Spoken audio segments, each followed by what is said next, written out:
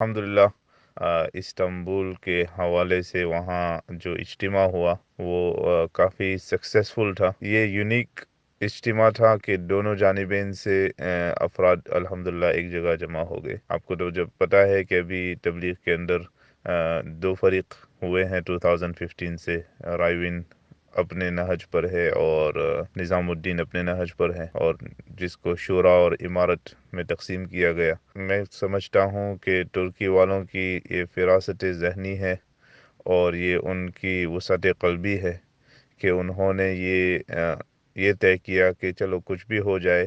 ہم یہ اجتماع ساتھ رکھیں گے، چلو ہمارے ڈفرینسز ہے، ہماری الگ الگ اوپینینز ہے، اس کو سائڈ پر چھوڑ دو، لیکن کم از کم اتحاد اور محبت یونٹی کا ہم اظہار کریں اور یہ اجتماع ایک جگہ سب کو جمع کرے۔ تو الحمدللہ نظام الدین سے بھی حضرات آئے اور شورا کے بھی حضرات آئے، بنگلہ دیش سے بھی حضرات آئے، تو اس میں یہ فائدہ ہو گیا کہ ایک یونٹی پھر ہمیں کچھ نظر آنے لگا کہ انشاءاللہ آئندہ جا کر یہ جو مسئلہ ہے حل ہو جائے گا اور واپس یونٹی کے ساتھ جو اہل الدعوہ و تبلیغ جو حضرت مولانا الیاس صاحب نے شروع کیا تھا کہ بھائی سب ہمارے ہیں، ہم سب کے ہیں، وہ نہج پر انشاءاللہ پھر آنے لگے گا۔ تقریباً 6000 افراد آئے تھے اجتماع میں، اور ترکی کے لحاظ سے یہ کافی بڑا اجتماع سمجھا جا رہا ہے تبلیغ اور دعوت کے لائن کے اندر۔ 42 ملک سے لوگ آئے تھے، کسی ملک سے 3 آئے، کسی ملک سے 4 آئے، کسی ملک سے 10 آئے، اس طرح۔ اور ترکی کے ہر سٹیٹ، ان کے جو 72 یا 73 سٹیٹس وغیرہ ہیں، اس میں ہر سٹیٹس میں سے افراد آئے۔ مشورہ بھی باہمی مشورہ ہوا، یہ نہیں کہ نظام الدین کا مشورہ الگ اور شورا کا مشورہ الگ، یہ نہیں ہوا، مشورہ بھی باہمی ہوا، اور علماء بھی آپس میں ماشاءاللہ اتفاق اور اتحاد کے ساتھ رہے۔ یہ جو اکرام جو ہمیں سکھایا جاتا ہے کہ ہر ایک کا اکرام ہو، ہر ایک سے محبت ہو،